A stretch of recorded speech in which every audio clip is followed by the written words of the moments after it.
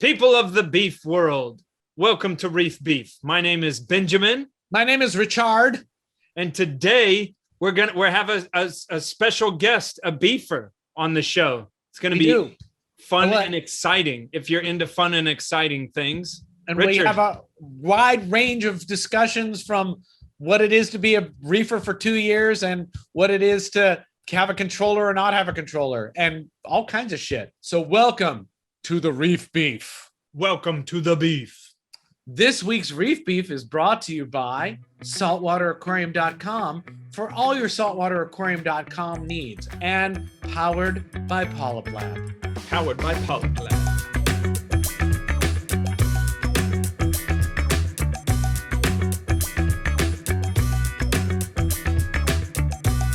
So Arin, you're our first guest that we know almost nothing about, except that you have a reef tank. Yep.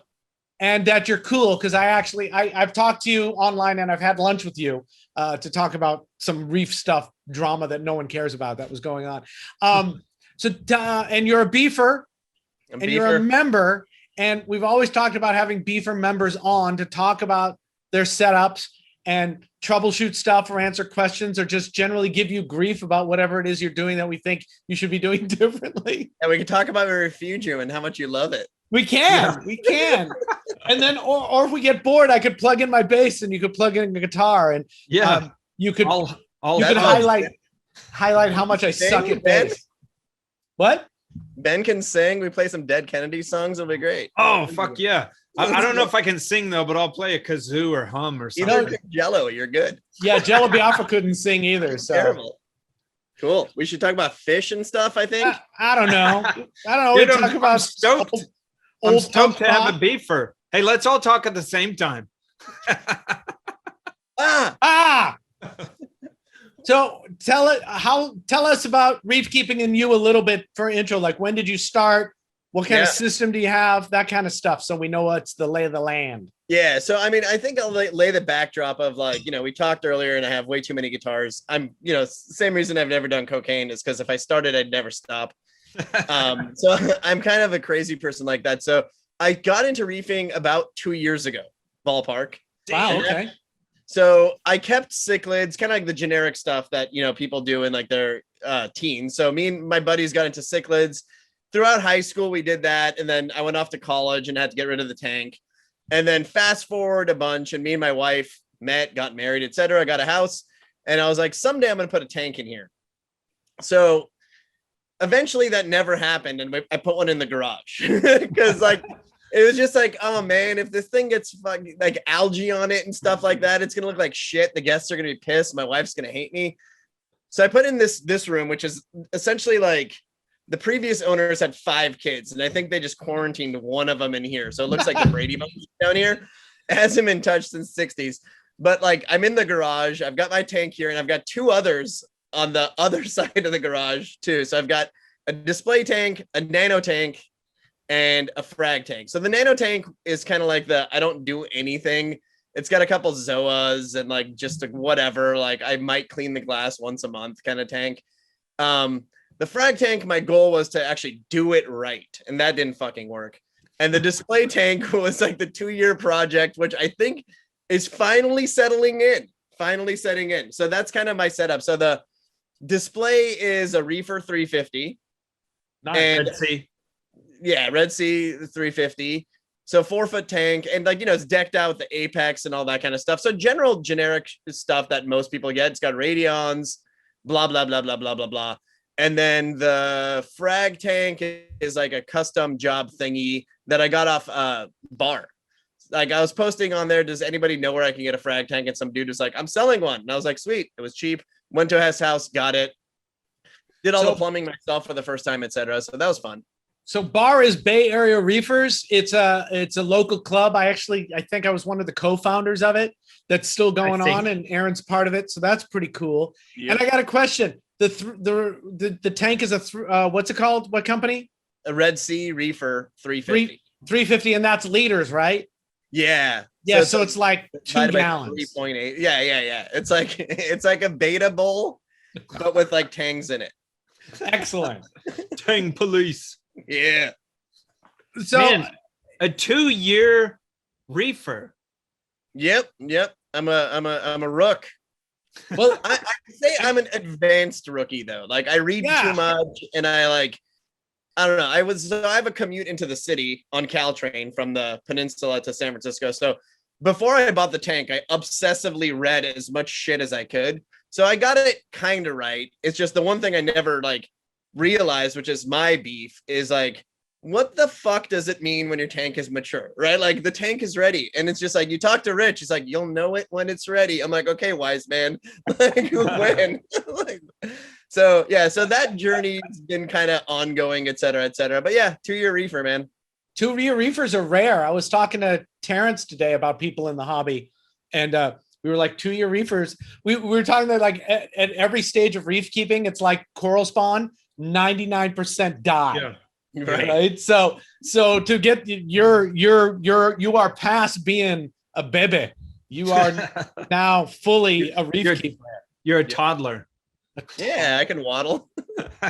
Ben, what do you think a mature tank is? Since Arin brought it up, or sorry, Arin. There could be a bunch of different ways you would, well, I say quantify, but there's no way to really quantify that. I would say a mature tank is to where it quits swinging around. It's kind of dependent on the tank, but it's also kind of dependent on your own knowledge.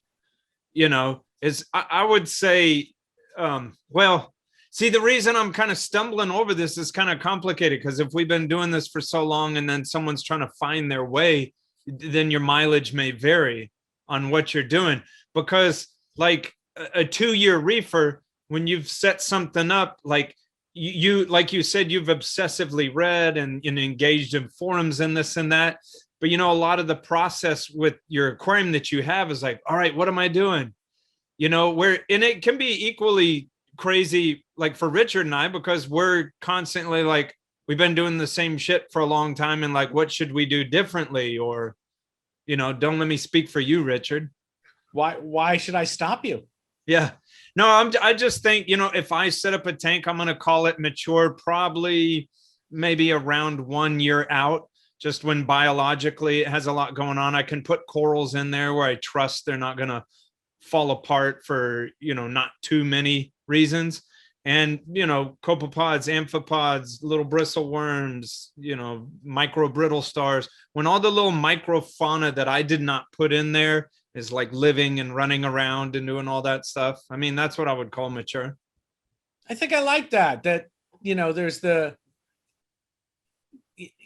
what a mature tank, like Arin made fun of me for, everyone's going to have a different idea of what that is. And I do think it's important people define that for themselves, because that's kind of my gig. That's why I'm such an ass online with this kind of stuff, because people go, hey, what about this? And I go, well, what do you think? Why? Because I want people give me an answer. I want people to have their own ideas about it, which I got to stop doing so much. Well, it's fair though, right? Like, where you guys are coming from is fair. Like, but it's one of the frustrating thing about this hobby. And if it was easy, I don't know if I'd like it as much. Maybe I'd enjoy it more, but I wouldn't like obsess over it, right? Like, it'd be easy, just set up the tank, the fish are there, they're doing shit, and like, yay, you look at it and it's pretty and you're good to go.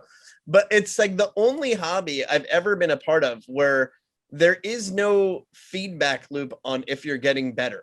And if there is one, it's just really, really fucking long, right? Like, we've got the instruments behind me. You can tell you're better than you were yesterday or last week. And you can play the song slower over and over and over again, 200,000 times, right? Like, now with technology, you can get an MP3 and slow it down to like really fucking slow speeds, try to play along. If you're skateboarding, probably another of the hardest hobbies I've ever tried. Like, it's physically difficult, right? But like, you pull a kickflip. Yeah, and like, you can ask a bunch of people, how do you do it? And they'll physically show you, right? But with like the reef tank stuff, I think that's why people get obsessed with the numbers. I don't think there's so much chasing something. Like, I don't actually give a shit what the number is, right?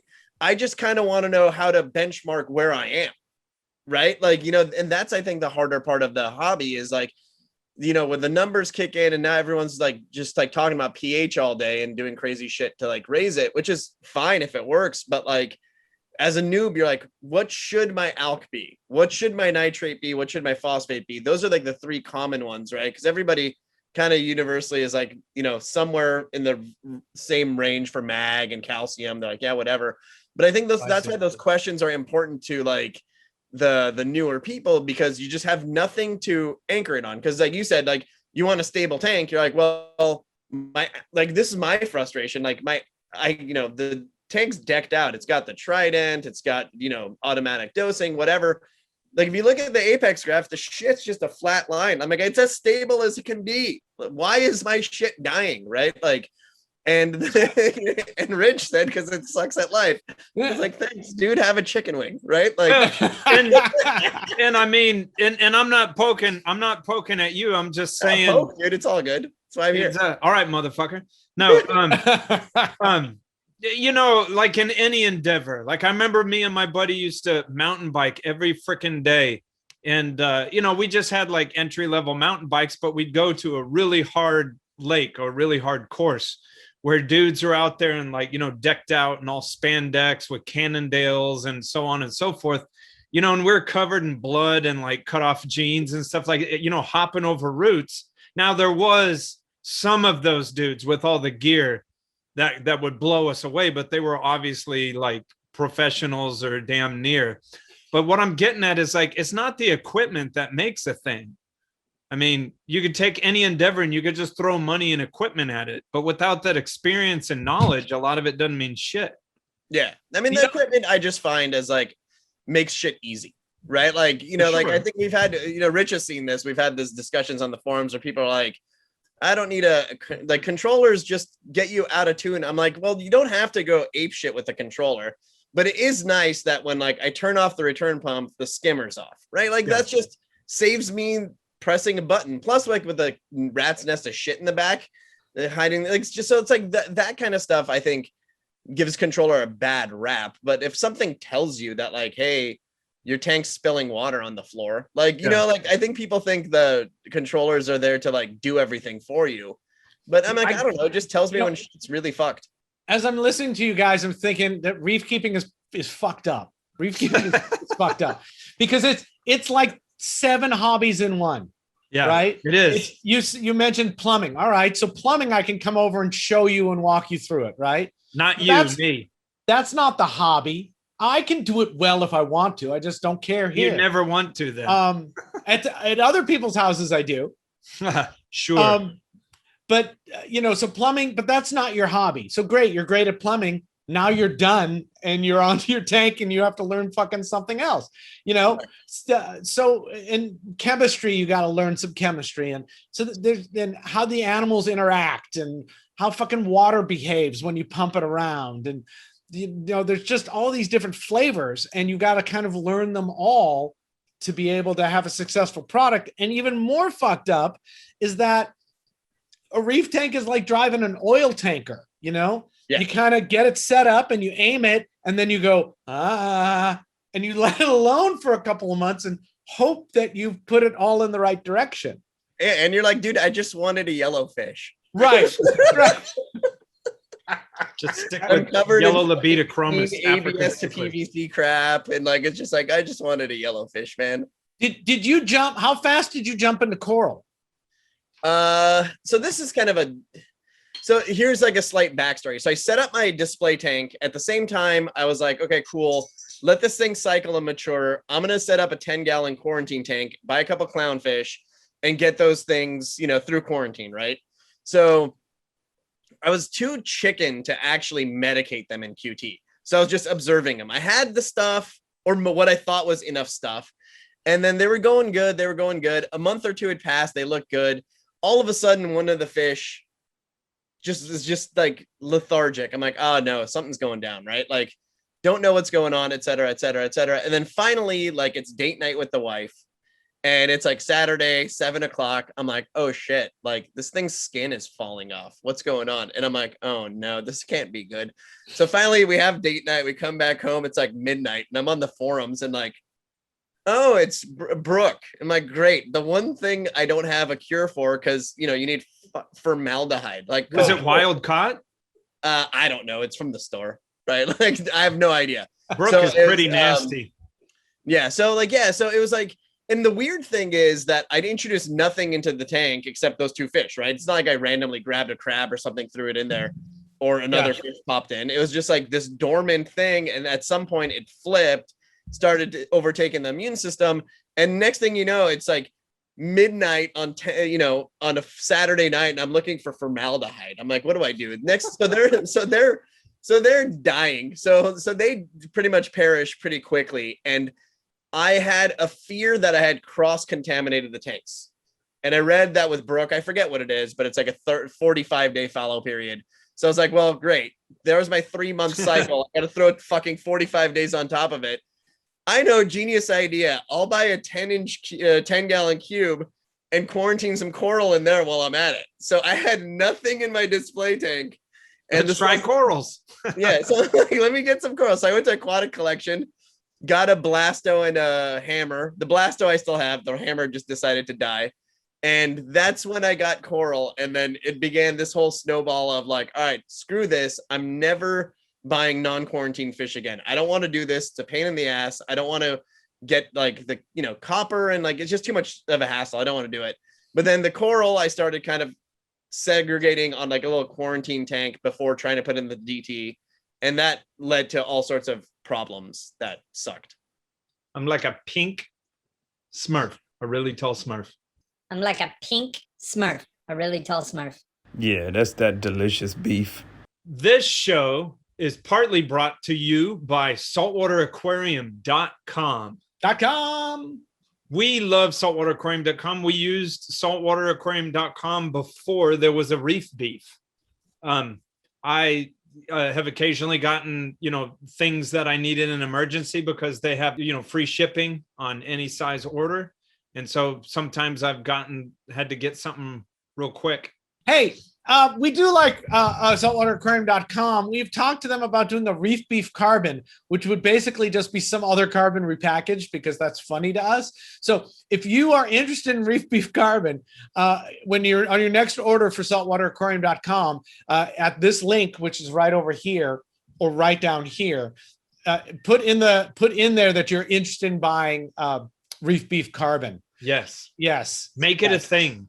Now, I know Ben likes saltwateraquarium.com because they do wholesale accounts, but I also like them because they do retail accounts, and they've got a plethora of reef keeping stuff that you need to buy. They've got cleanup crews now, which are great. In-house, so you get it all from them with fishless systems, so it comes in all clean and nice and big and labeled well. And they're a small family-owned business. I don't know if small, I keep saying small, but they're a family business. Hey, Richard, they have 3 different shipping locations. And what does that do for me, Ben? They're spread out across the continental United States, so no matter where you're at, it allows them to get your package to you faster. They're trying to be all fast, bro. Fast, brah. And they also, every time I've ordered for them, I put an order in this morning for some reagents, and 2 hours later, I get an email that it's packed up and ready to go. Sweet. So that's pretty quick, right? Yep. They also have an online Facebook forum that you can ask them questions and engage with other fans of theirs. Also, they have on their website, there's plenty of articles, some of them written by me. Yep. And they also have all kinds of discounts for veterans, military, civil service, first responders, healthcare workers. So that's awesome on its own. They have a loyalty program, so you gain 5% back on every purchase that you can use to buy stuff in the future.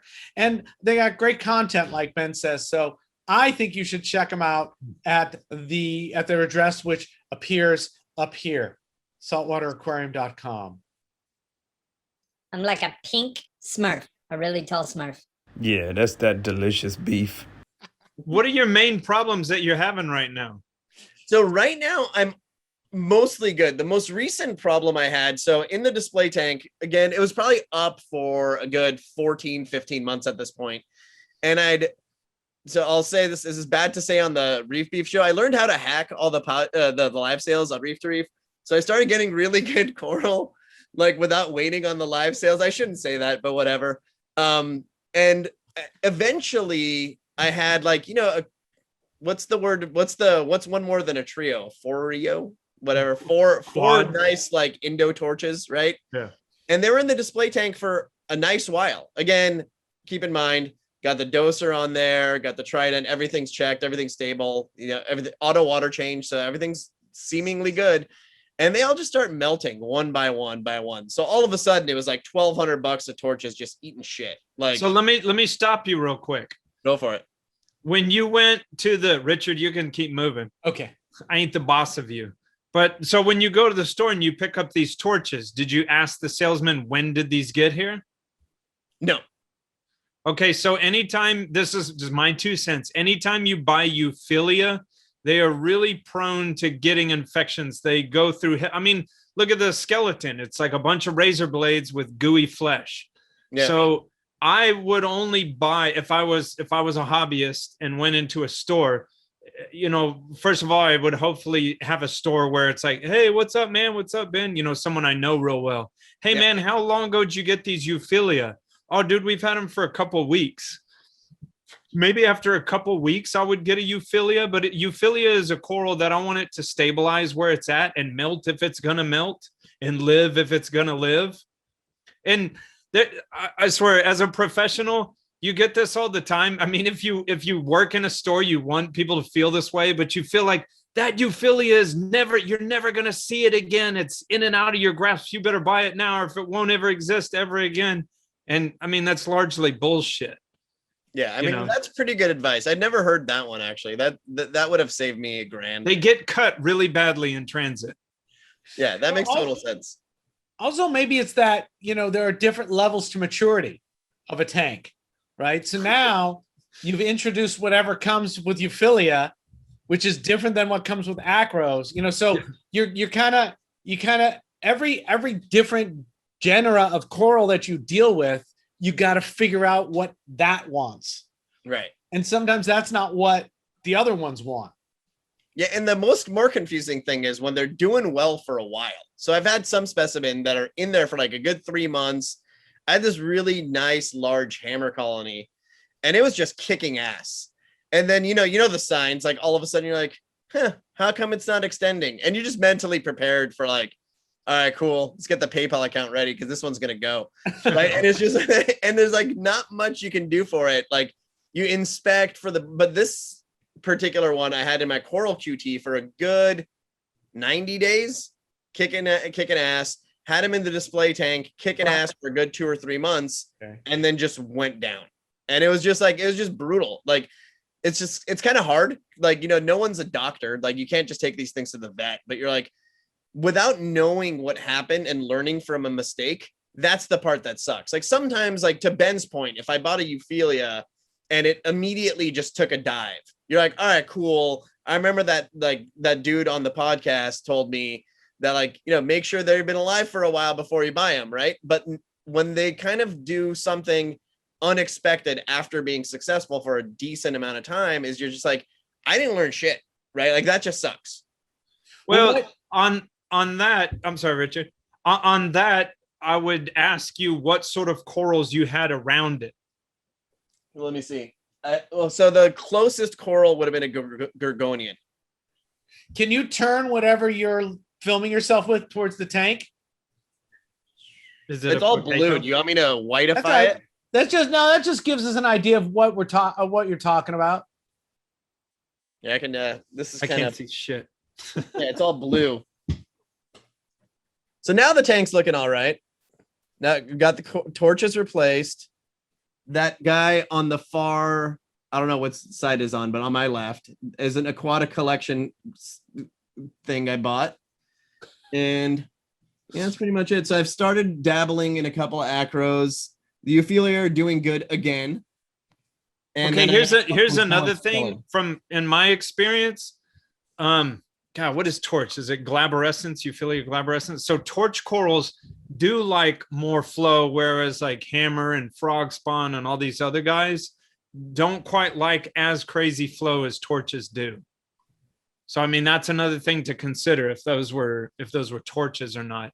The reason I asked you what corals were around it, and you're 2 years in, and you're I'm impressed by what 2 years in, but there's a thing where people only look at their tank during the day, and they're like, man, my torch coral, he seems fine. All of a sudden, oh, what's next to it? Oh, well, there's a bubble coral next to it. Well, check out that bubble coral at night. It deflates and it throws stinger tentacles everywhere. Yeah, I think you mentioned that on the Reef Bum show last week or something. That was an interesting tidbit too. Yeah. Look at your tank at night just to see what it's doing, just to see what's extending and what's doing something. Because sometimes you're like, I don't know why the hell that died. Well, dude, you have a Galaxia right there, and it reached over and melted stuff. Yeah. What kind of stuff were you adding in that 3 months, or what did you change? Probably. So I'm actually pretty conservative. So I spent a lot of time my late 20s, early 20s, whatever, being on the guitar forums. So I built a pretty good filter of understanding opinion versus fact and all that kind of stuff. Yeah. It's get this guitar, it's the best, and you're just like, whatever, right? So I did a pretty concerted effort to do not much. Okay. Right. So the one thing that I have had ebbs and flows of is buy Kato, kill Kato, buy Kato, kill Kato. But aside from that, I haven't changed much. My targeted alk has always been essentially the same. 8.4 was the number that was kind of just out there when I first researched, and all the other numbers that I've seen, unless you're running ultra low maintenance or ultra low nutrients, are always in that ballpark, so I kind of stayed there. I don't dose anything. I have bought shit. When my nitrates were really high, I bought Nopox, and I was like, I don't want to use it. Let me just do water changes and then just kind of maintain that. The only thing I do is I have a reactor that I have carbon in and a pinch of GFO, and it's an eighth of the recommended amount, so that it just kind of helps. Because every once in a while, if I was overfeeding before I got a pretty good grip on what the bio load is going to be and all that kind of stuff, sometimes I'd overfeed a little. But now that the same amount of fish for a good year now, or plus or minus one fish here and there, I've got to hang on it. But yeah, the GFO helps keep the phosphates just kind of right at the 0.04 level without going up or down. So I don't change much, man. Okay. So how often do you change that carbon? I've got a timer on my phone to change it 3 weeks. I like to, this neither here nor there, but I like to change my carbon every 2 weeks, and I use small amounts. Okay. There's a company called Tideline that makes a long, thin bag with a zipper on it. I like the zipper because drawstrings can come undone and spill carbon. I like to use Kolar Labs carbon, and if I'm out there cleaning tanks, it just depends how big the tank is. Maybe it gets 1 bag, maybe it gets 2 bags. You just throw it right in where a filter sock would be. So I do quite a lot of things that are a little bit unorthodox, and anyone can go in the comment section. We can argue about it. It's fine. But so, a lot of people would put carbon in a reactor. But of course, you put something in a reactor, that's how you get kind of the best flow through. Now, running carbon passively is something I'm not a fan of. But if you can put this long, thin amount of carbon in a baffle, sometimes you can put it in a filter sock, but sometimes it gets beat in the filter sock, and you can tell by looking at the filter sock, it starts to turn black or gray. Yeah. So, if your flow through isn't too great, you could put it in the filter sock, pull it out once every 2 weeks, throw another one in there. The reason I'm getting at that too, because if you're gonna run GFO, I'd rather see you tumble or fluidize the GFO. Okay, interesting. Oh, because I used to do that. I had the dual reactor, and I had one, of the little cartridge things that did the carbon. Then the next one was the GFO tumbling, and I was like, this is annoying. And this is something I didn't actually research much. I was like, I heard you can mix them. Fuck it. So I just mixed them together, and that's what I've been doing. In a reactor? Yeah. Okay, that's how I run it. As well, I have a dual reactor. One chamber's got some little bit of GFO in it, and mostly carbon. It goes, a level of carbon, a level of GFO, a level of carbon. So it's sandwiched. Oh, got it. Because then that could help the GFO a little bit. And then the other one is just straight up carbon. And I've been tracking it, and I change it about once a month. but that's mostly based on flow through the reactor. If you're gonna fluidize GFO, don't over fluidize it. It's friable. It will tumble itself into dust and spread all over the place, and that can that iron can act as a nucleation site for cyano. So well, that's what I mean. I don't mean like flow, but the way I've always been taught is in the reactor, you might see the bottom like 3/4 of the GFO almost not even moving, and then the quarter top. It's not flying up and down. It's more like it's like a slight simmer. It's a simmer. And I don't actually sandwich it stratified. I put some GFO at the bottom, and then I mix some, I put some carbon at the bottom, then I put some GFO and mix it, because if it's stratified like a parfait, that GFO will clump and become a solid unit. Yeah. And then it will stop your flow through it. So make sure it's got some yummy rivulets to run through. Yeah, if you had way too little flow, GFO loves to just turn into a solid chunk of GFO, which sucks on a 200,000 gallon system. Another thing I always do is I'll use now like Richard does, where he'll put carbon after the GFO, because GFO, let's be honest too, you're tweaking it and whatnot, you'll get fines. So I like how Richard does the carbon, and the carbon would at bare minimum catch the GFO fines. I'll also, if I'm using GFO in a system, I'll use the 4-inch filter socks, and I will put the effluent from the GFO reactor in there. So worst case scenario, it spits it into the bag. And because there's nothing more than I hate when you're running GFO and you see a sump, it's just freaking covered in GFO. And it's like, you don't want that. Yeah, I rinse it off for a good while. I just shove it under the sink and I turn the tap on and I forget about it. And then I come back later. I'm like a pink Smurf, a really tall Smurf.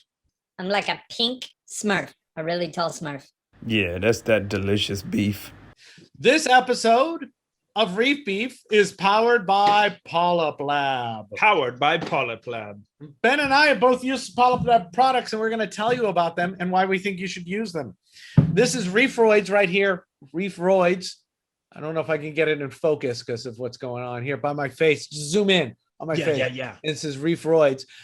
It's a food. It's a dry food here that I dose in I should do a video on how I dose this food in my automatic doser, which is really easy to set up. We'll do one of those. It's one of the foods that I use with baby corals as well as my adult corals. Is one of the first foods. It works really well. And I also use this stuff here. This is called Polyp Booster. And I put it in because it primes the polyps to open to accept said food. And we know a good baby coral is a baby coral that eats, because baby corals suck at life. Reefroids and Polyp Booster help them suck less at life. Here's the thing that I use. It's called PolypLab 1. And so it supplies calcium, alkalinity, magnesium. That comes to you in a powder. So you have to reconstitute it with RODI water. And now a kicker about this, though, is that it has to be shaken before you dose it. So I wouldn't, this isn't something I'd hook to an automatic doser, but I like using this on little tanks, like nano tanks. You just walk up to it, shake it, pour the amount in. So it's called PolypLab 1. And I also, go ahead. No, I was going to say, and then you have the glue. We like this glue a lot. A whole schlemazo of glue. I don't know what unit of schlemazo is, but it's a half a Hoffenpfeffer. Yeah, it's like Laverne and Shirley. No, it's a whole bunch of little glue, and I think last episode I called them gluelets. So they're like little baby gluelets. But the reason I like the little baby ones is because, man, let's be honest, when we're using the gelatinized super glue, like we're kind of making a mess and we're fragging stuff together and we're getting crazy. So I just like a little tube that you can kind of use and then chunk it. And then, there's not like a gunky nozzle to deal with. So you get a whole bunch with this one, a whole canister. So they've got ooh, that is a whole canister. They've got a bunch of other products too, but we generally only talk about products that we know and have used. So check out their other products if you're into that. And we want to thank PolypLab for powering us by PolypLab. Thanks for powering us, PolypLab. There we go. Thanks for powering us, PolypLab. I'm like a pink Smurf, a really tall Smurf. Yeah, that's that delicious beef. So the other thing it could be, it could be a slow burn of a pathogen building up over 3 months to have enough time to fuck your coral over. There was a discussion, I don't know if you saw it on one of the forums, where somebody was talking about having ick, and they said ick. They were talking about quarantining their corals to stop ick. And I'm kind of this. I go, I don't, at about 3 months. Quit doing that because of you. What? I just quit doing that because of you. I'm glad to be an influencer. After watching you just pick coral at the store and be like, just go home, I'm like, I want to do that. I rinse it off. I guess that's an individual question, though. Like, how insane, how much are you going to drive this into not a hobby and some insane, just, activity? Yeah. And it's not even freaking fun. So, yeah, that's literally what happened. So me and Rich went to lunch. We went later. Rich went coral shopping. And I'd always been because of the fact that my first 2 fish got broke. Right off the bat, it was like, okay, you got to be careful of everything, right? So I'd quarantined every goddamn snail, crab, frag, everything before I went to the display tank. And then maybe about a month before we got lunch, I started realizing, I'm like, I don't like my tank. This sucks, right? And even if we rewind, and it's kind of mean to say, but like, okay, great. The hammer died. That sucks. But what sucks more is I can't just go get another one, right? Like, and I have to like go ahead, get one, put it into quarantine, and then, 70, 60 days later, whatever number you pick, you finally can replace that hole in your scape with, something that looks pretty. So yeah, I was just like, I'm not enjoying this. This isn't fun. So I increased my risk tolerance, and like now I'm really digging it, and it's a lot more fun now. So there's a couple things to pull out of all that. First one is talking about maturity. Instead of jumping in with 4 euphyllias, go with 1. And if you can get a cultured one, great. So every kind of new genera, start with a small aquacultured piece, and that'll give you a taste of it without much risk to anything. The other part of it is that I wanted to get at is about 3 months with this guy who's got, he says he got ick from his snails, or brook or velvet. One of those are all kind of the same, but not really. So just deal with my shorthand. At about 3 months is where I would expect to see it if it's going to pop up. Right? It's either going to pop up immediately, or it's going to be at such a low undiagnosed level till it finally something stresses the fish, or it just builds up enough for it to attack. And I would say that would be the same thing for a coral. If it's got some kind of pathogen, that's long enough, that's long enough for red bugs to build up to be annoying and impact the health of the coral. It's long enough for nudibranchs to grow up enough to be seen and be annoying. It's acro-eating flatworms. All of those take time to gather steam. What I'm not so sure I believe so much is a whole tank getting brook or ick or velvet from a coral. Now, that said, I don't put any water from the fish store into my tanks. Yeah. And with corals, I often don't put any substrates into my tanks. I usually break them off or chip them up or whatever. And, I do all my acclimation in a bucket or a cup, and then I fill then the last stage of it is another cup of the water, and the animal gets moved just into that, and that goes into the system. So it's technically possible, right? But I'm just technically possible, but man, but I'm like, but of all the places highly improbable to go insist, it picked this place, Yeah, and it could, but like you say, I've seen too many people go through the quarantine of corals and fish and everything, and I've seen too many institutions do it and just have the same diseases everybody else has on the other end. Now, I'm not saying don't do quarantine, but fish, and I'm not saying don't do quarantine of coral, but quarantine coral is hard. I think quarantining coral is the hardest job there is in aquariums, because you need a freaking good system for the coral. I see institutions send corals that come in perfectly healthy to their medical department for quarantine, and lose half of them and just come back crappy because they get put into sterile tanks with bad lighting and everything a coral doesn't need. So the risk assessment is, which is better? Is it better to try not to get anything coming in, or put stuff in right away and hope it survives and doesn't bring anything with it? Could you imagine having a coral quarantine tank that's set up like as nicely as your display tank? What would be the freaking purpose? I used to have that. I did that, dude. Yeah, I did that. It was it's It's just like, 2 tanks. Yeah, it's 2 tanks. Yeah, and like it just like to your point earlier, man, it's not fun. Yeah. Right. So you're sitting there and you're like, cool. So we just talked about all the maturity, right? And all that kind of crap. Now I have to have mature 2 tanks. Now I have to get in tune with 2 tanks. And like, all right, dope. So let's say your display tank's going to take a couple years to get to the point where it's ready for SPS. And now you got to set up a quarantine tank. Guess what? That sterile ass tank that just arrived in a box. Cool. You get to wait 2 years on that one too. And in the meantime, you're still staring at a $10,000 tank with Xenia in it. And you're like, this sucks. Now you can set up your QT tank. You know, one of the reasons I keep rubble and rocks and crap in my sump is if I need a QT tank, boom, I've got a biological filter ready to go. And I've got power, water motion devices and lights ready to go. I can set it up right away. So you can get around it like that. But but that still takes the 2 years of that rock maturing in your sump. Yes. Right? Yes. It just doubles the timeline till where you're going to be. When you decided to get into the hobby, you had a vision and you're like, all right, cool. It's going to take this long to get into it. Now you're like, all right, cool. Times 2 times 1.5, because you're going to fuck something up. So there you go. Now it's like 5 years in and you don't have your yellow fish yet.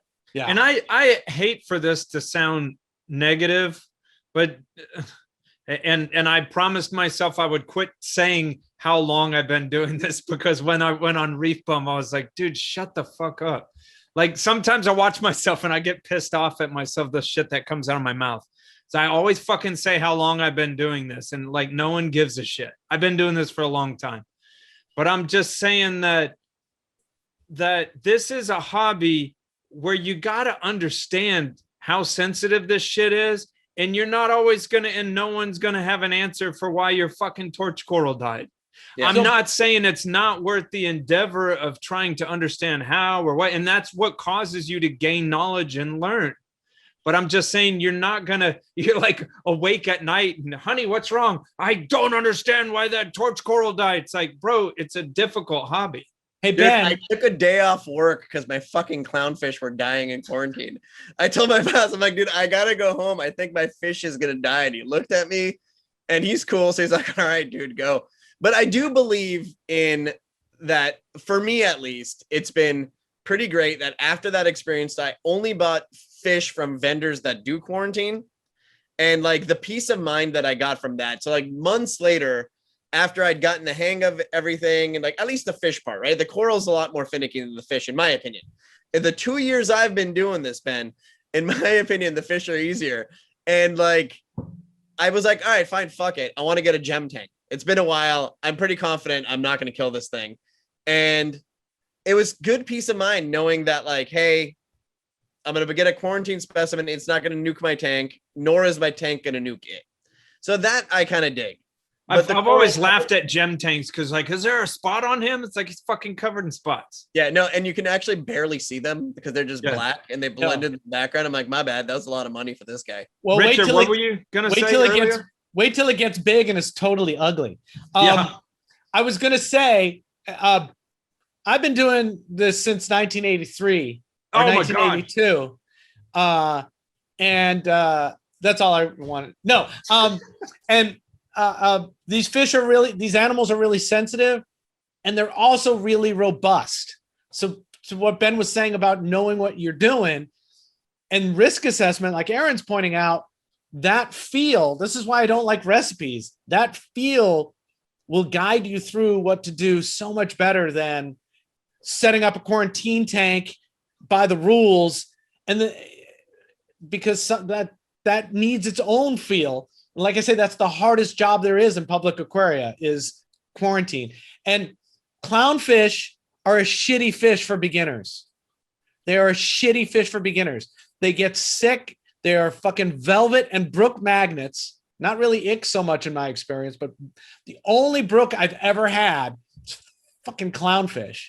And you buy them and they come from someplace that's some kind of breeder, and there's a million of them together, and there's a little bit of brook in that system, and boom, a month after you get them, they can come down with it. So I would say clownfish are not a great first fish. Well, I have a question for you guys. Show me wrong. Yeah. I can't show you wrong. I don't know, man. I do have a question for you guys. So elk swings are a thing, right? Everyone wants to keep elk stable. So Rich is shaking his head. So maybe Ben. What do you consider an elk swing? Oh, okay. That was going to be my question. Yeah. I just, it's funny, for as long as I've been doing this, sometimes the difference between you and me, Arin, as far as Aquarius, is that I've killed thousands of more stuff than you have. I still kill shit. I don't want to, obviously. But what I'm telling you, like, when does it get better? I don't know that it necessarily gets better. You will still get really upset. That's what I'm saying. That's why a lot of people leave the hobby. You're like, this is a disappointing hobby because these gorgeous things and I killed it. It kind of gets easier because of your knowledge, but I don't know that it gets better. You just get a little used to it, and you get better at trying not to do it as well. But don't look at Richard and I as like someone that doesn't kill corals and fish. Speak for yourself. Richard is not. And that's a weird elk swing. I don't even know how to quantify that. Rich makes coral babies. That's what he does. He plays the Marvin Gaye, turns the lights off. I got elk swing. It is funny. Barry White. I do before you say elk swing. It's not if, it's when. We got boxes of ecosystems that are balanced on a knife edge, and anything could kill them. And the only thing that keeps me in it is knowing that I'm not killing things the same way twice. Right. Yeah. Which is why I was pissed about like the hammer or whatever. Like, lived great for 5 months, and I'm like, okay, if I killed it using method A, I don't know what killed it, so I can't prevent myself from doing that mistake again. That is fucking frustrating. Yeah. I am with you. But it's also these things that we keep in the box, to one degree or another, like I said, suck at life. So it's not like it's a dog, like, damn, my dog's head just fell off. And what did I do to it? It's just a little more predictable. And that's all I'm trying to get at. And it's a tricky thing to tell to a newer Aquarius, because, I want you to eventually been having done this as long as I have one day. But also it's like, it's a heartache hobby a little bit. Yep. It's a little frustrating, and which is why you want to start with captive ray stuff, because it's kind of like you could buy it and hit it with a hammer and I wouldn't be so upset. Yeah. I'm not shitting on you, man. But the thing is like, 4 hammers. Don't fucking buy 4 hammers. Buy one. And like, we kind of told you earlier, because, they get they just got them in yesterday, and they're just, you can't see it, but they're covered in cuts. But that's the fucking problem, right? Because how many freaking rules do you need to research before you go to the store and buy something after you've been doing everything right for a year? This right? hobby is so bad with self-control. All of a sudden there's more things that you're supposed to not do. It's all just trial and error. And some people go out and buy 4, you fill it, and it's fine. People who are not Arin, clearly. True. Have no problem with. No, you know what I mean? It could be anything. It could be nothing. And that's what I think an elk swing is. So, yeah. So it's funny we're talking about elk swing, because I just rushed back home to do this recording. And the last client that I left is, and I don't think the guy watches the show, but it's a little frustrating because generally I deal with people who are not hobbyists. They don't touch shit. They write me a check and get the fuck out of my way. It's the best way to do it. This guy is sort of a pseudo hobbyist. He called me in because he had mismanaged it. So I came in and I cleaned the hell out of it. Well, he still tweaks with the trident and tweaks with stuff. And it's like, and at the end of the day too, I speak very, I just speak the truth just really quickly to my clients. It's just the best way to do this. So if they mess with the tank and they fuck something up, I'm like, damn, you fucked that up. Like, don't chalk that up over on my side. So, I immediately, he wasn't there yet. Immediately I go to clean the aquarium and I'm looking, he's one of the few tanks where it has a refugium. And I go to turn the Kaido over, which I normally do. I'll turn it over and it all felt crispy and brittle. And I was like, what the hell? And then it's a Red Sea reefer as well. So I pull out the little drawers with the thing and I can tell that scale had, come off onto the little baskets. And then he shows up later and he's like, oh man, I realized that my alk was low and he was dosing like a 2-part at 50 mils each. And he said in one day that he ramped it up from 50 mils a day to 120 mils a day. Jesus. And he's like, I'm trying to get back into the 8s because I realized we weren't in the 8s anymore. And I was just like, and again, I just had a short little talk with him, just say like, I'm trying to have your tank on track. And when you mess with it, then you're just paying me money to show up and do water changes and stuff like that. I'm not able to bring it in the right direction. There's no way in hell I would have ever told you to go from, if you're at 50 mils a day, your alka's low and you're trying to get to 120 mils a day, you're trying to find out what it's going to take to stabilize it. You might take fucking 2 weeks to get there. So before we go on, beefers or anybody who's listening to this, please in the comments below, let us know, should we answer questions or do you like the stories that the questions generate? Wasn't I just talking about a fucking alk swing? Which is better? Yeah. But which is better? Directly answer the questions or have the conversation that comes around the question? I'm like a pink Smurf, a really tall Smurf. I'm like a pink Smurf, a really tall Smurf. Yeah, that's that delicious beef. Hey, Ben. Hey, Richard. Are you a fan of MACNA? I'm a huge fan of MACNA. Yeah. Okay. I just wanted to know, did you know that this year's MACNA is going to be online from September 3rd through the 5th, 2021? Oh, wow. Yeah. So you can go and watch online talks at MACNA. I miss going to MACNAs in person, but the last, what has it been, 2 years now? 2 MACNAs in a row? This will be the second one. That's Second online. one. But there was some cool stuff about last online MACNA that just never really occurred to me unless it had to be forced in that manner. That was super cool. And it didn't feel like you're necessarily missing out. And stuff that I think should incorporate, even when MACNAs are back in the flesh again. Yeah. The first speakers have been announced, so you can check those out. Todd Bowling, one of our friends from Biota, is going to be one of the speakers. And I think what Ben was getting at was there was all these kind of online hangouts that happened at MACNA, and some of them went on for like 14 hours as people across the globe would wake up and join. So and we got to see people's tanks from around the world. Everyone gave ad hoc tank tours. I'm guessing that's going to happen again, because why wouldn't it? So it's very cool. So go to macna.org and check it out. And here's some news that I didn't even know. MACNA 2022 will be in Milwaukee, Wisconsin, September 9th through 11th. Oh, cool. Yeah. Milwaukee, Wisconsin. Cool. Yeah, so check it out. MACNA. I'm like a pink Smurf, a really tall Smurf. Yeah, that's that delicious beef. Now I'm going to go back and I want Arin, if he's got any other direct questions, I'd like to hear. We'll start with the first one about alk. You answer and I answer, but we just answer the question directly. And we see if we can possibly do that. Let me answer Ben, the question. What is an alk swing to you? I'm not a chemist, but I would say anything more than 0.3.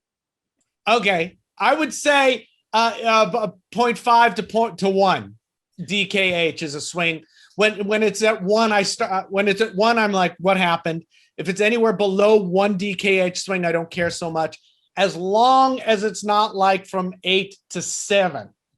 If it's from 9 to 8.1, don't care so much. You're saying you don't care coming down? Either way. Okay. If it's from 8, if it goes from 8 to 9, I don't care so much. If it goes from 9 to 8, I don't care so much. If it dips into the 7s, I get a little worried. If it dips up into the 10s, I get a little worried, because that's the kind of scale that I found to be stable in those. If you go above, in my experience, if you go from 10 to 12, that's the most volatile area. Corals don't like it. If you get from 12 to 14, things are fine. It's a transition from 8 to 10. The transition from 10 to 12. That's the real where I find it to be really problematic. Aaron, what is your answer to that question? My answer is better because it was short. But you're not. You're right. I agree 100%. So I don't know. I don't have an answer because that's why I'm here, because I'm the dumb guy asking you guys the questions. But then my follow-up is, if a swing is bad, how come I can get a coral from another tank that could have been 4,000 miles away, ship it to my house? They could have been at whatever, right? They could have been at 9.9. I'm running at 8.1, right? And then I put that coral in there and it doesn't die. But my own tank going from, let's say, whatever, 9 to 8.1, they might die. So like the context of that doesn't really, I don't get. Have you seen that happen? Have you seen an alk swing that you can trace back to a problem in your tank? No, thankfully, no. That I've been like, the only issue I've ever had is like, it slightly gets wacky. Remember we were talking about this because the stupid air bubbles in the dose. Yeah. Right. And then like I just notice it and then just make a note of like, prime the damn thing in the mornings because, it's COVID. We're working from home. And then when I get time, I just redo the tubing. So yeah, I've been lucky to avoid that. So Ben, in your experience, how bad is alk swings? How bad are they? How bad? Do you remember just a couple of days ago, I posted on Facebook that a biota clam died? No, Hippopus. Yeah. As far as I can tell, I probably killed it when I switched from dosing part A, part B to Tropic Marin all-in-one, and I let the alk slip a couple points. Like a couple DKH? Couple DKH. So it'll fuck stuff up. Interesting. Because Aaron's story makes me go, I don't know if it fucking matters. I've seen it before where it doesn't seem to matter. He points out, rightfully so, that you're getting shipped from across the country. Who the hell knows what, and most people don't do the diligence to test the alk and the pH and the ammonia and the salinity of the incoming water. Some people have, but, also, is it the case that we just ignore the corals that die because of an alk swing and shipping, because of a difference in the source tank and your tank, because we just chalk that up to shipping is hard? Or is there a lot of stuff going on and the coral is just all sorts of discombobulated for many different reasons, versus in your tank, something shifts all of a sudden and things that were used to that croaked? And I will point out that clams are not coral. Clams suck at life. Yeah. They suck at life. If you get to where you love Tridacna, that's a different level of waiting to be disappointed. Of wanting to freaking hammer nails through your testicles. Yeah. So gorgeous and doing so great, and then dead. It could also be, Ben, that you changed products. That could have pissed the clam off and not the drop. Yeah, that's true. It's true. All right, so we're terrible at answering direct questions. Yeah. Any other direct questions we can answer? I mean, I could just troll you and ask you about phosphate and nitrate if they matter. My favorite color is blue. We don't know. There, I have to answer that directly. I do. Yeah, I think this is impossible, but like you do hear high nitrate bad, but I've never understood why really. Like this, you get too much zooxanthellae, coral looks ugly, but does it kill it? No. And if they're just like well fed, you're like, fuck, you're just chilling now. You should be good. Why? I think the sudden movement of parameters is what is bad. If you were like, oh shit, I have 80 parts per million nitrate, I'm going to do a giant water change to bring it down, then your corals will die from that. Yep. I think the other way around is more indicative. If you have 5 nitrate and then the next day it's 80, and you've made sure that your test is right, that could be more problematic.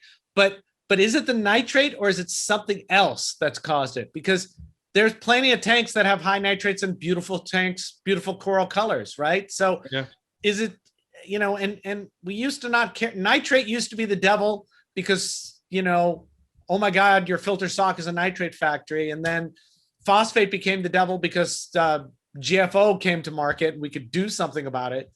I don't know if either one are the freaking devil. Reef Bum just did a thing where he was like, look, this is my old tank. And his old tank was the shit. It's nice. And he was like, I never ever tested phosphate. I have no clue what it was. So I don't fucking know. You can, brother, you can get, this is just my opinion, you can get too obsessed with these things. It takes all the fun out of it. Maybe it comes back full circle to what you were saying at the beginning, Arin. People just want something that they can glom onto to do something, because so much of the hobby is like, woohoo, let's see what happens. I don't have enough bullshit to do in my life. Let me get a reef tank. And practically, you know what? Everyone wants, like, Trident 2.0 that checks nitrate and phosphate. No. What the fuck are you going to do if it's high? What are you actually going to do? There is no consensus on what to do about those parameters. And there's no consensus that those parameters being high are bad. So I'd buy it. It's such a weird. Terrence, call him, tell him I'll buy it. Such a weird thing. Sold one. You'll buy it. I'll buy it just because we're idiots. But so it comes back. I won't. I'm smart. It comes back and it's high. What are you gonna? I don't know. You have to determine what high is for yourself anyway. I think stability is probably more the key to it. But you saw me buy all those corals from Aquatic Collection, and their system's nitrate and their phosphate is not what my home tank is. Yep. Those corals are fucking fine. Yeah. Well, what I would do with it, honestly, like I just like, maybe it's because I'm a software guy.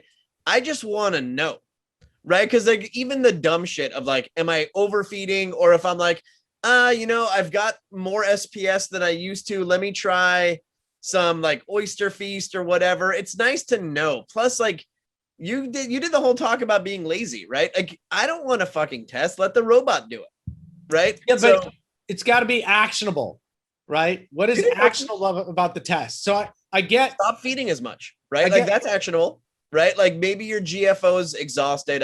My alarm didn't go off. I didn't like listen to Ben's advice about changing it every 2 weeks, right? Like it's not completely worthless. Now, is it absolutely as actionable as like, hey, like whatever, the float switch is telling my skimmer's about to overflow? Like that's like immediately actionable. Like go get that. There's gonna be fish shit everywhere. Another thing about aquariums. Garbage, though. Another thing about aquariums, and not just reef aquariums, just all aquariums. Sometimes less is more. Sometimes you keep your fucking hands out of it and leave it alone. Yep. Sometimes it's you fucking with it that messes it up. And I think we don't know if it's actionable or not. Having consistent readings would be interesting. I don't know if it would be interesting for most people, but I would, like when the Trident came out, or the prototype I had before it, watching the alkalinity swing daily and monthly or whatever, watching it change over time was informative on its own. So, I don't know how much my alk changes over time. I mean, my nitrate or my phosphate, because I don't test it enough to know. So, I just, but then I'm back to what you were saying again at the beginning. How much of that fucking testing do I want to do? Right. And you have a pH probe. What are you going to do about it? Right. Well, pH is pretty clear. There ain't dick you can do about pH except adding outside air or Kalkwasser, which is a pain in the ass and dangerous. Right. But it comes with the apex, right? So the argument about what are you going to do about it? Like I was watching, Devin from Reef Dudes. I love that guy. He answers every question ever. You can ask him on Instagram. Nicest guy. But he installed so did Reef Bump. He installed like the air exchanger in the house. Like they did construction to the house to do something about pH. I mean, most people aren't going to do that, right? Yeah. But I just have the damn thing in the tank and it tells me a number. It's not actionable really, unless I'm going to buy a heat exchange or an air exchange unit. I'm not doing that. You can do it easier. You can just put a piece of RO tubing through the wall or the floor. I'm lucky. My pH has been solid 8.4. Blind luck with no effort. It's just there. Great. Because you can just run a line, put an air pump outside. In the episode before this, we showed what I've done outside, and that air line just goes into the sump and bubbles it up. So it doesn't have to be insane to have an air exchanger for pH. Also, if it's 8.2 and you're taking action, you're crazy. To make it 8.2. I've seen killer reef tanks that are reading 7.9. Yeah, 7.8, 7.6. Yeah, I've never thought about that one too much. And then also ORP. I'm like, I don't know. All it does is let me know if fish died. And sometimes it doesn't do that. Read the Randy Holmes Farley article on ORP and then shoot yourself in the forehead. I did all of the above except if the gun wasn't loaded, and I tried. I was like, just fucking kill me. Like, it was like, dude, I'm like trying to get an explanation. Now I'm just more confused, and I'm like Googling chemistry shit. And and I'm like stuck on the third sentence, and I'm like, wait, the only pretend time I know what that means.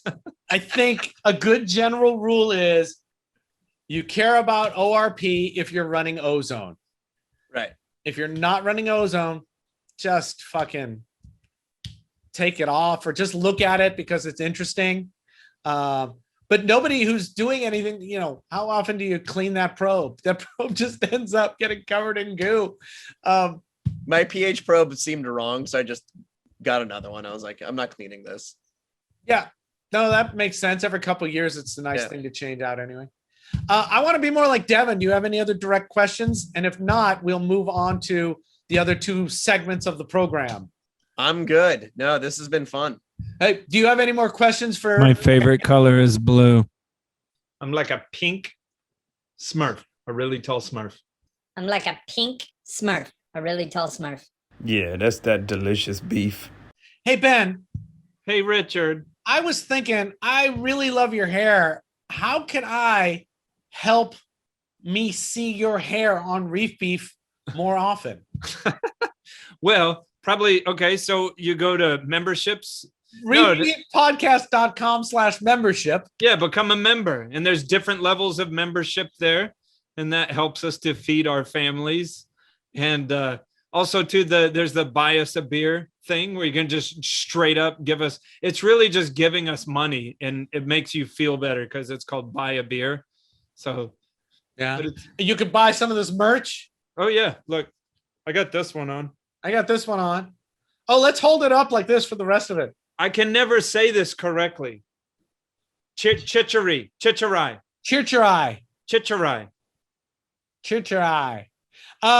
So you can buy some merch. That helps us out. We actually just bought a crap ton of equipment for Snowman to make things easier and better.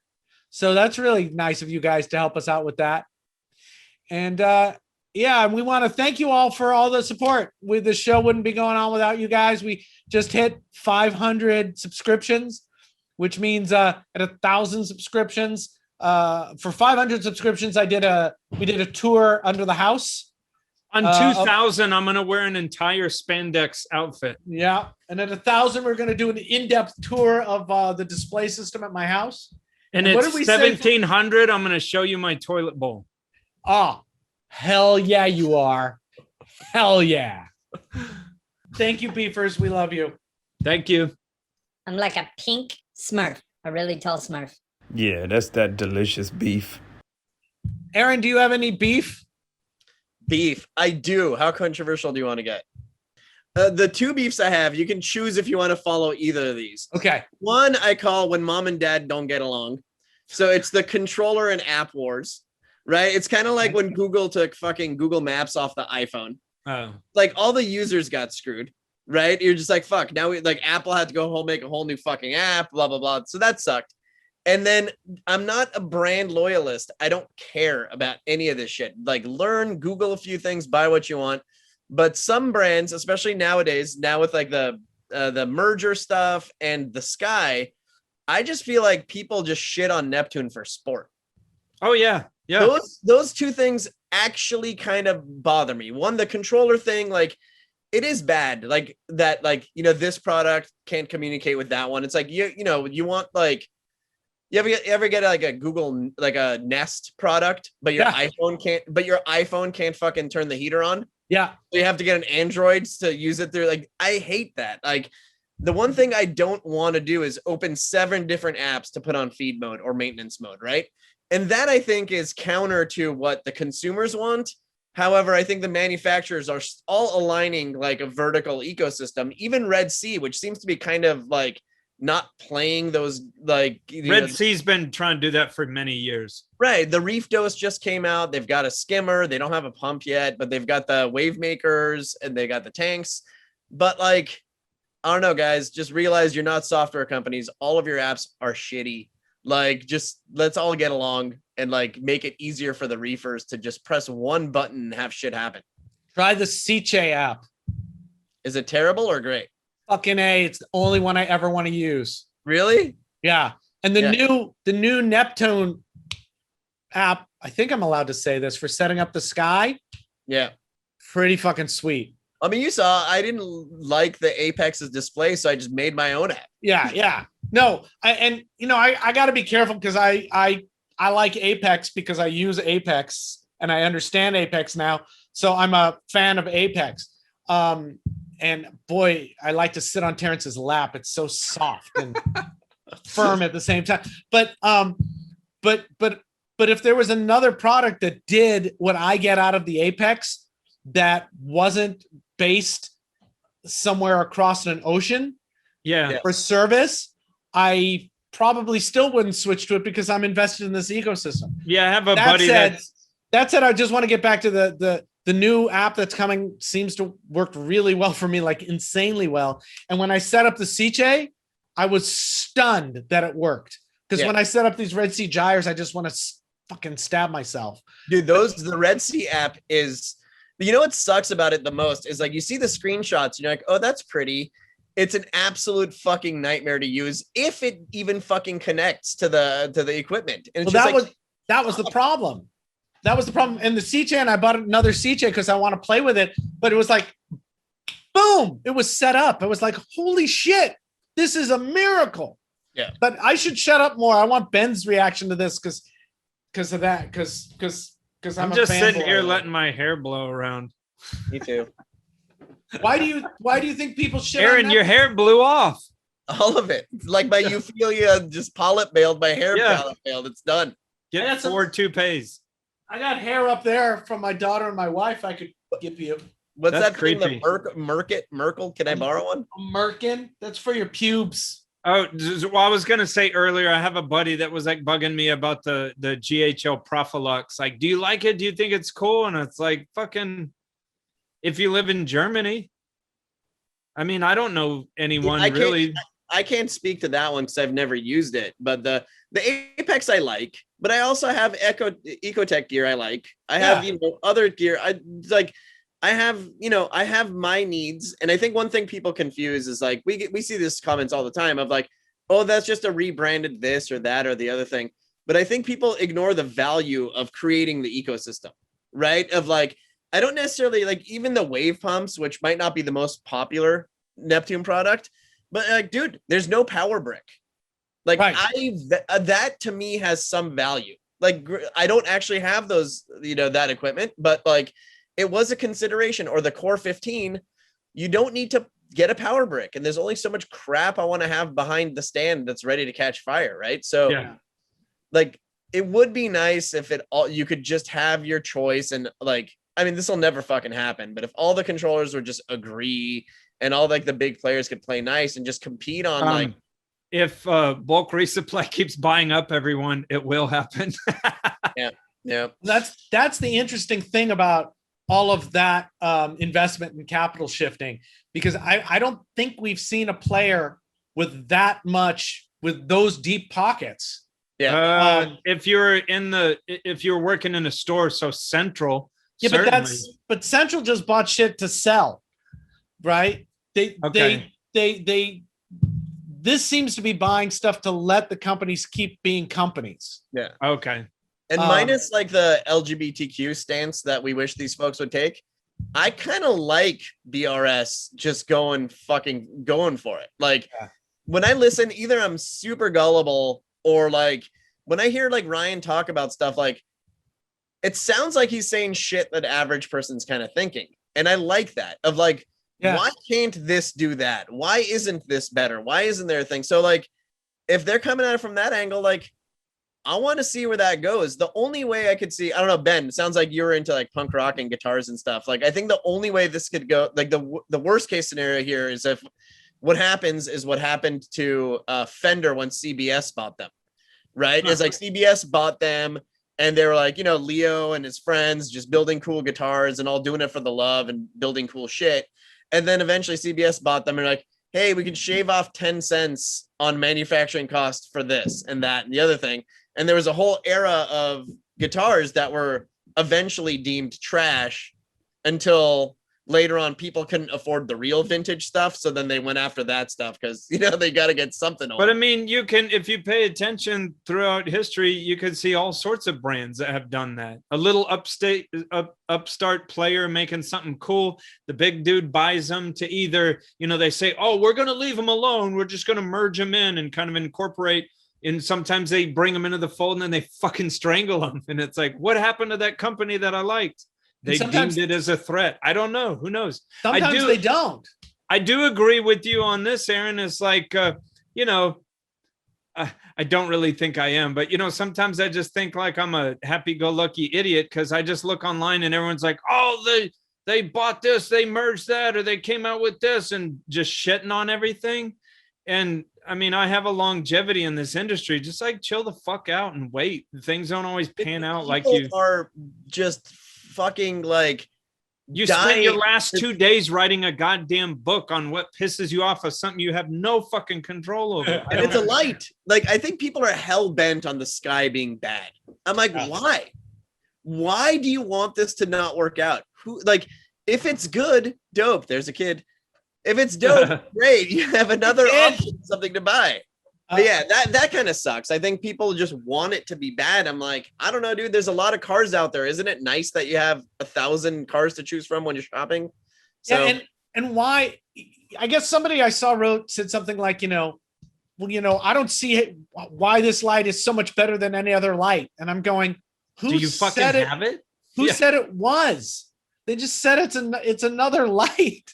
Yeah. Who, you know, I don't understand it. But this industry is small enough. Don't you think it's a bad problem with like fan?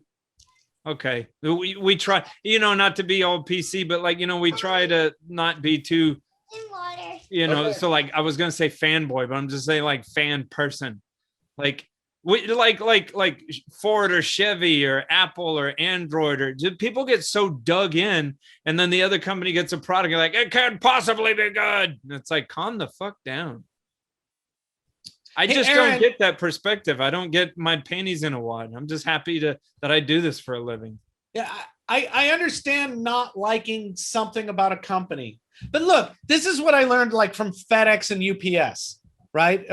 It was like, because people would be like, UPS sucks, and people would be like, FedEx sucks, and then I tried them both, and you know what? Sometimes they both suck, and sometimes they're both great. I think those are great beefs, and we're not going to talk about the other ones. I have another question for you because I know you're a guy who works in tech and shit, and you're smart. I have a question about the LGBT stuff.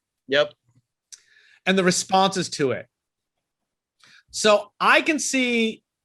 So there's clearly a bad response, which we've seen a couple of vendors say, screw you people. That's a bad response. I've seen the middle responses, which I think have to be acceptable, of we have to still give them our business because, you know, we still have to work with them because the margins are too small in our industry to ignore them. But what we've done is we've said, you know, here's our statement on what we think about diversity and why it's good. So we'll try to counteract their bullshit by saying this nice stuff. We've also seen the incredible response, which is fuck them, and they leave, right? Pull all sponsorship. There's another response that I think is interesting, which is the people not saying anything. And one of the reasons why I think some companies don't say anything is because they know it's just a briar patch they can't get out of, right? Because if they come out, you know, if BRS or whatever company, I don't want to name because I don't want to, you know, some big company says, here's our diversity statement. You know, the people that don't like that company are going to turn around and go, that's not enough. That's just lip service. So, I mean, that at least that's what I was thinking about earlier today, was that I guess I can understand some of these companies just going, nope, because anything we say is just going to make it more negative for us. Does that sound like bullshit, or does that sound like something realistic? And is there anything to do about it except go, man, this situation sucks ass.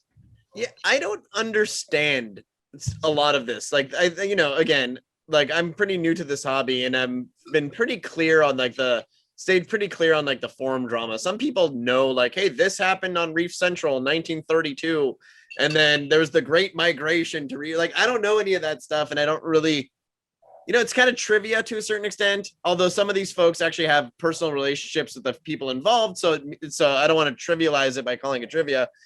But I kind of don't get to a certain extent. So I can understand like the mom and pop coral vendors that are getting like a large enough percentage of their business from Reef to Reef, right? Whether you throw a live sale or you're an active vendor or you're, some people could just be like nice and they're answering all these questions like, why did my coral die? And then you're like, oh shit, that's the guy that owns whatever, like, Unique Corals. He's so nice. Like, I'll buy stuff from them.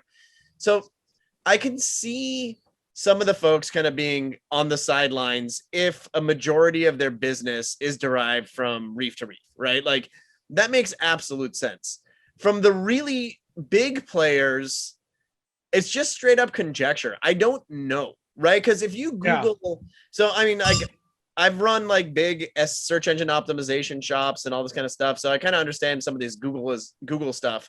And Bulk Reef Supply has actually done a really good job at it. So if you Google quiet DC pump, like, Bulk Reef Supply shows up number one, and the way they've done it is like pretty clever and all this kind of shit. They rank really high for a lot of terms.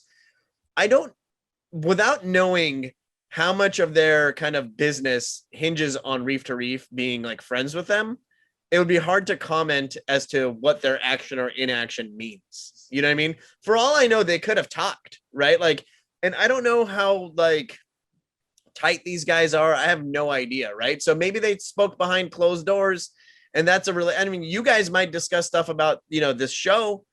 I don't need to fucking know about it, right? It's none of my business, right? So we'll call you next time. Yeah, let me know. We'll have chicken wings and discuss it, dude. But like, it's hard to comment without knowing, right? Like, and that's the rough part. And some folks I've seen have been like, hey, we're going to suspend further income streams or further payments to Reef until this is addressed, but then they've been back anyways. So I don't know, man. Like, I think I'm on the same page as you guys. Like, some of the points that you guys made have more nuanced, but like, you got to be fair. Like, like, people are people. I don't give a shit what you do behind closed doors. It's none of my business. I'm not going to judge you over it. Like, as long as you're cool, that's all I care about. You're nice to me. You're nice to my friends. That's all that really matters. And the communities should be inclusive, because that's the one thing that actually got me, is that like that little nuance is they call it a community, but you're not acting like, or maybe they are acting like one, right? That's the fucking problem. And we're used to the community that we're involved in. Ben's got his inner circle of friends, etc. That's his community. They act and treat people differently, but the community at large, Reef to Reef, represents, a big smattering of folks from all over the world. And maybe that's the community that's really happens. I mean, Facebook's a cesspool too, right?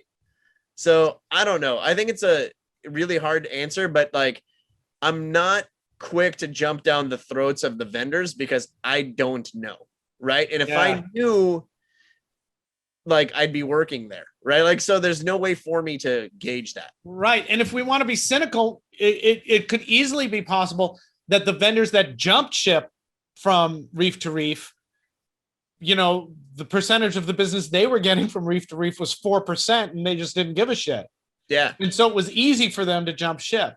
So I'm glad you're on, because I think it's easy and right to have beef with Reef to Reef about the position. Yeah. And it's because it's a stupid position and they don't have to have it, and it's not consistent, and all the reasons we know that it's dumb. I think that's okay. I think getting pissed off at vendors for it gets harder for me.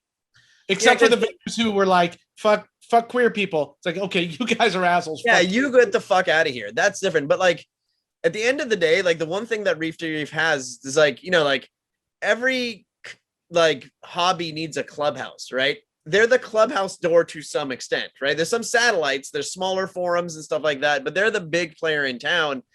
and not having representation there. It's kind of like, you know, back in the day, like you've heard all that shit about like, you know, companies not having their product in a Walmart is a death sentence to them sometimes and all that kind of stuff.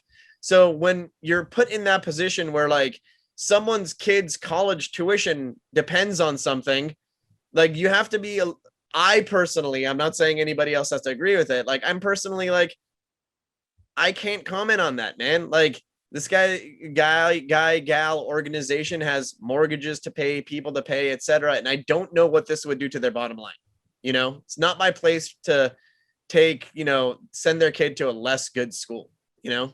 Yeah, that's a really I'm not going to say their name, but there was a vendor. It was a tiny vendor that like went on a tear on Facebook that was saying, just directly saying stuff about the coral vendor that was like anti-LGBT. Oh, you saw that too? Yeah, that comment. Yeah, I was like, dude, okay. That is a totally bizarre and different tactic than I think we've seen much of. That was like, that's like, no. Black people shouldn't be in this hobby. Wait, yeah, and like the record scratches, and everyone's like, dude, the fuck out of here. Women should stay in the kitchen. Okay, yeah. I don't know. I don't think I'm going to buy from you. And you know, that's just a weird. Yeah, when you could say nothing. Don't support certain fast food chains over, you know, alleged like political party donations and stuff like that, et cetera, et cetera.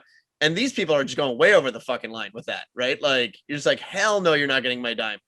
And that still stresses me out a tiny bit because I mean, I think you don't have to understand, but I'm 46 years old. And I remember a world where I didn't have to give a fuck about where Tide was spending its money. If I was cleaning clothes, I would use Tide, you know. And now it's like you have to align yourself to whatever product is out there. To me, it's a little bewildering. Like the other day, I wanted a chicken sandwich, and I fucking thought about it. Like I was like, oh fuck! And luckily, the drive-through line was long, so that made my decision for me. But I was like, fuck, am I really going to buy chicken from this guy? Yeah, Ben, I just want to point out that you just said how long you've been alive as a qualifier to your answer. I know, but I'm moving off of for, you know, like saying how long I've been doing this in the industry. Now I'm just going to start harping on how old I am. Perfect. That's perfect. And the other part, I can totally see not like I usually avoid the fast food places that I think have things that do things in the world that I don't like.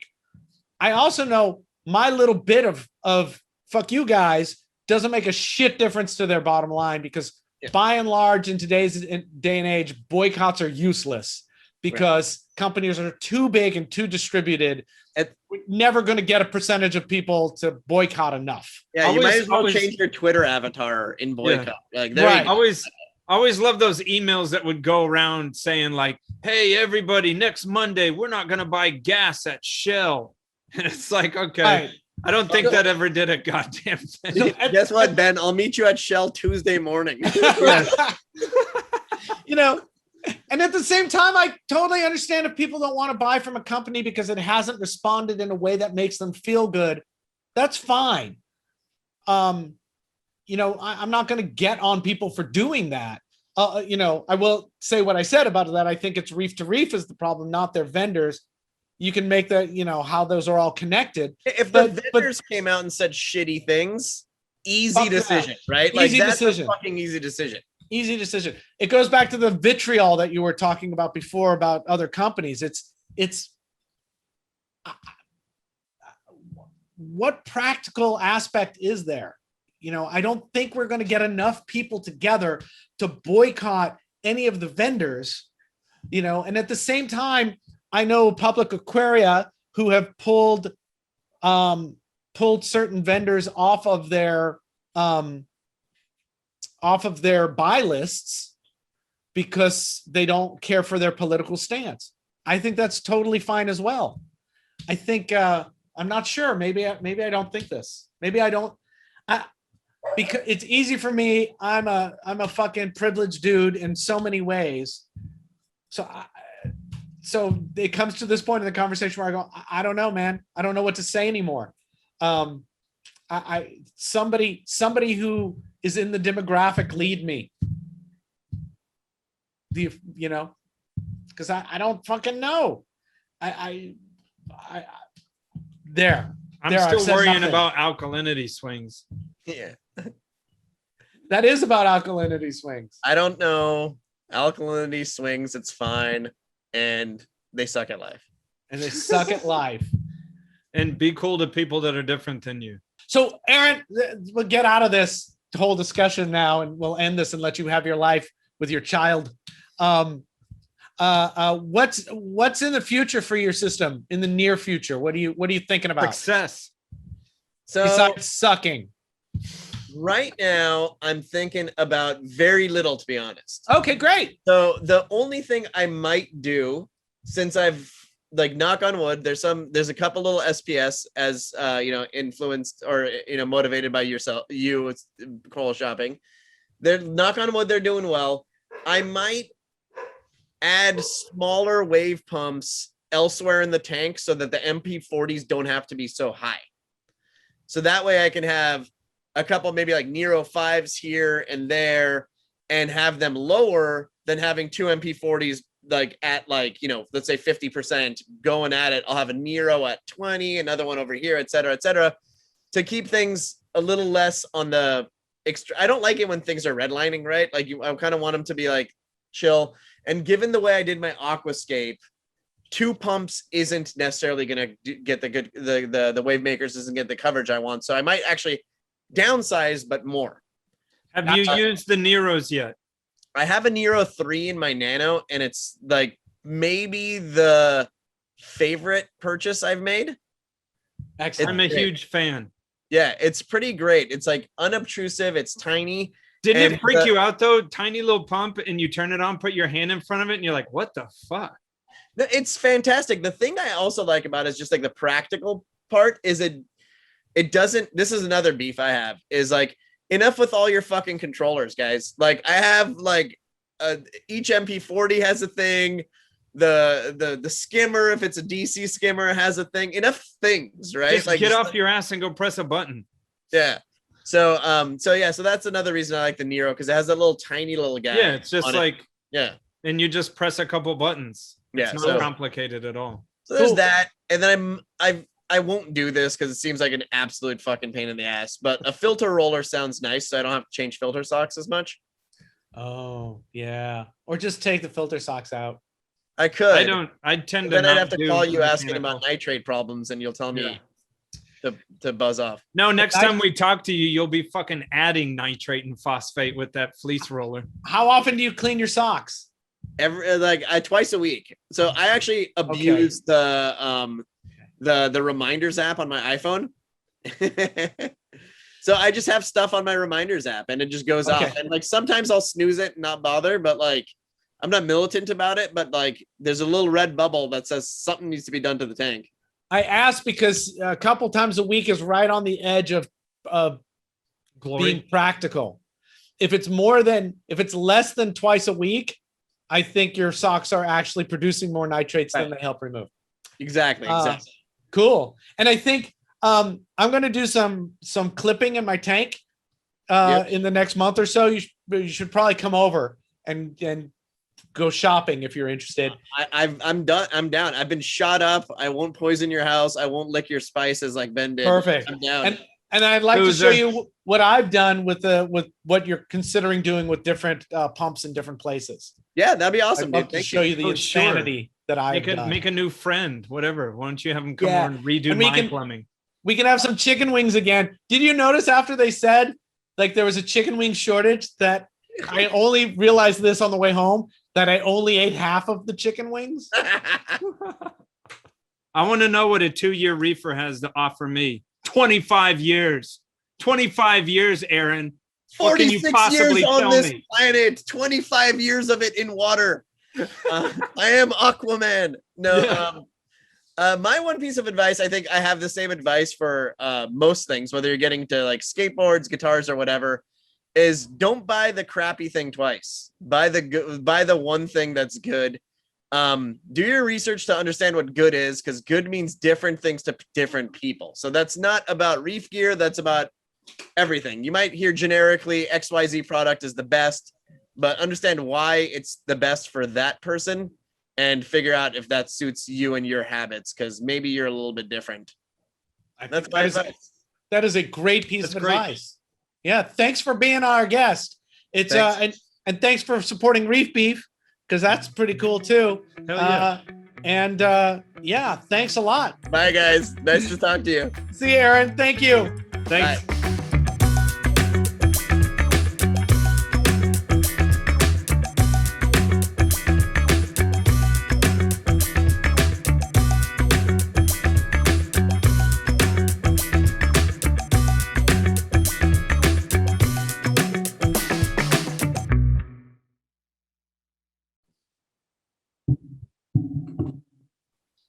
There you go, motherfucker. I'm pink. You are a pink bitch. I'm like a pink Smurf, a really tall Smurf. Are Smurfs? No, Smurfs are blue, right? Hell yeah, they're sure. blue. What?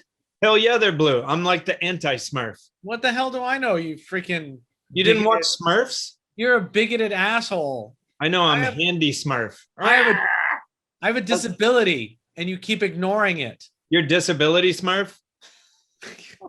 Colorblind Smurf. Colorblind Smurf. Is that red or green? I just fucked that up. I just ruined that whole thing. Do it again. That No, was he terrible. can keep that. He can No. keep that. That would be hilarious if he kept it. Snowman. Yeah, I've never asked you for anything, Snowman. And right now I'm asking you, just keep that shit in, because I think it's beautiful, because we're real motherfuckers. I And hope, so- and I hope he keeps in the part about you begging him to keep that part in. yes, to just keep all of it. I think that's Okay. it, and we're done, because we're tired and we've talked a lot. Welcome to Reef Beef. Boom, doo-doo, boom, boom, ba-doom, boom. Where is this though? Holy macaroni. I don't know where it is. I'll find it later. Lemon meringue flavored sour ale with lactose. That sounds disgusting. I like sour beers, but it's an acquired taste. It's I ridiculous. don't even want to talk about aquariums. I just want to talk about your guitars. Do it. Do it. Fuck it. I know. Why the hell am I yellow?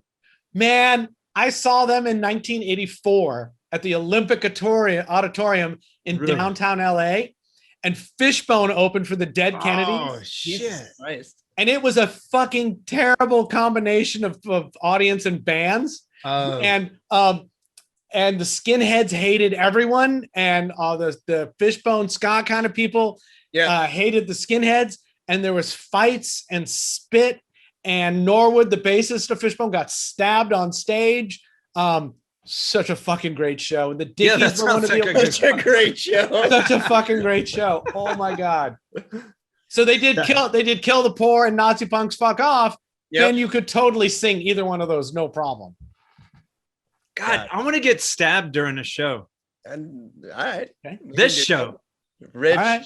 Rich can do his glass blowing. He can make a little shank. We can make Yeah. it happen. Yeah. Just mail it to me. I would be honored to stab you, Ben.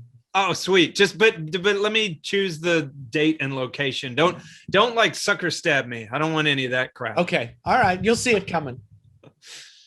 That's just an I do answer. want to know what shampoo Ben uses because his hair is gorgeous. Oh, yeah. I don't know. My wife bought it. It has like vinegar in it. I don't know what the fuck it's called. I don't buy my own clothes or healthcare products, or I really just exist and my wife does everything for me.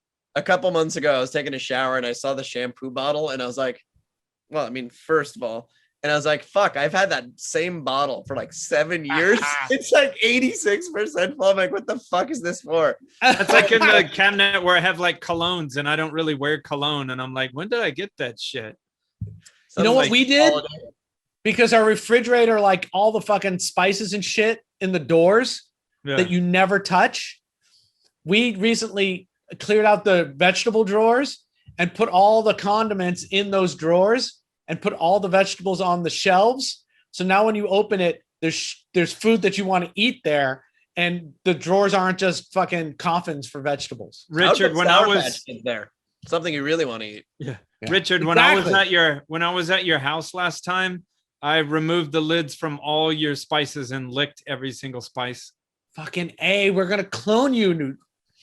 We can Yeah. clone Ben. Yep.